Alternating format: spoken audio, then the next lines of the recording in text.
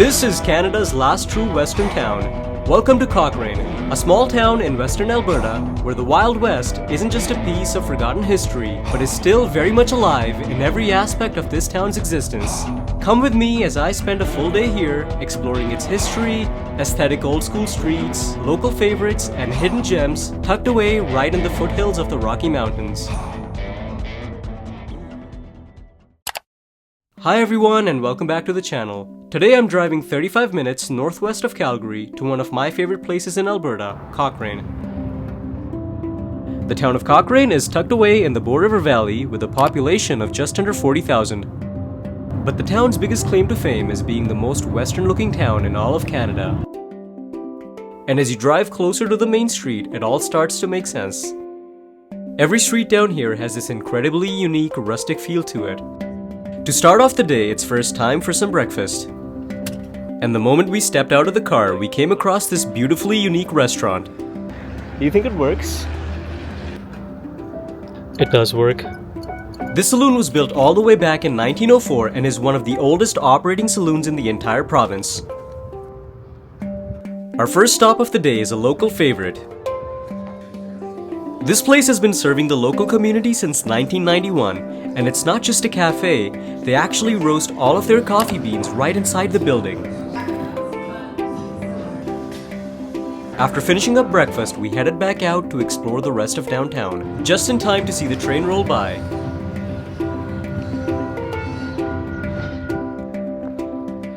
This area is Centennial Plaza, a historic park right in the middle of town. And as I walked around here, I came across this beautiful bronze statue honoring the early pioneer women.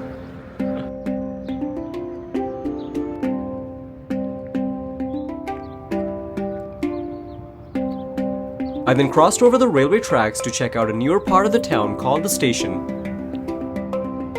Not only is Cochrane proud of its western heritage, but it also proudly displays the local indigenous culture with stunning statues and colorful murals strategically placed throughout the town. Back on the main street, I came across this cozy little bookstore, so I knew I had to check it out. And almost immediately, I felt like I hit the jackpot, because this place gives off such a cozy and welcoming vibe, even featuring its own in-house cafe.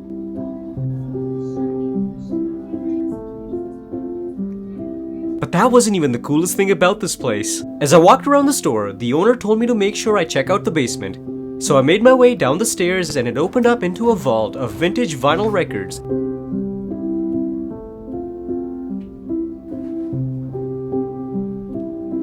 And even more books.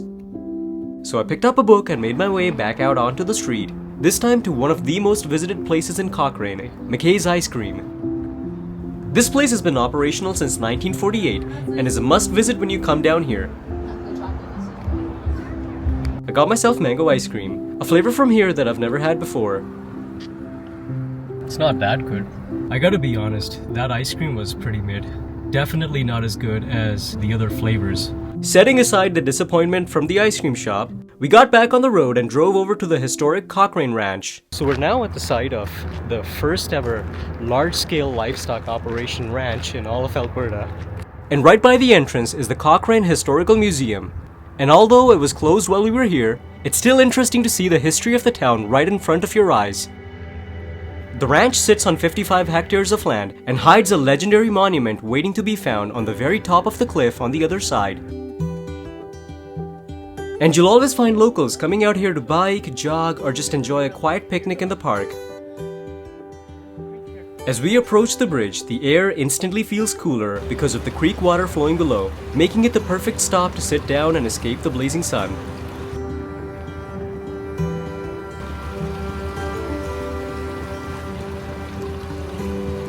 But I'm here for that man on the hill.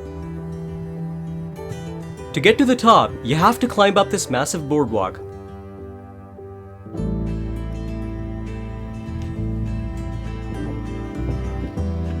I'm only halfway up right now, but already I can see a really nice view of the valley from here. There's houses on the top, and that right there is the creek that I saw earlier. But the nice thing is they have benches here if you're tired and you want to rest along the way. You can just sit down here. But overall, it's a pretty nice day to be out here. Usually, when you come here in the summers, it's really hot, plus 30-degree weather. Right now is about 20-21 degrees, so the heat's pretty manageable. Once you finally reach the top, the trail opens up into a completely flat plateau. There's the view of the mountains, the Rocky Mountains in the back, and the rest is just good old-fashioned prairie land. And right at the edge of this hill stands the guardian of this valley. He's been perched up on top of his horse since 1978 for a very special reason. This statue was built to show tribute to the people that survived the brutal first two winters when Cochrane was established in 1881. The first two winters were really brutal on the ranchers, and eventually the ranch was unsuccessful. Then it ended up becoming a place for brick making, and at one point they were making 25,000 bricks per day, and many of those bricks ended up being used to build the Lake Louise Chateau. Standing up here looking out over the valley, you can really feel the weight of everything that was built on this land. Cochrane managed to save its rugged cowboy soul while becoming one of the coolest places in the foothills, truly making it Canada's last real western town.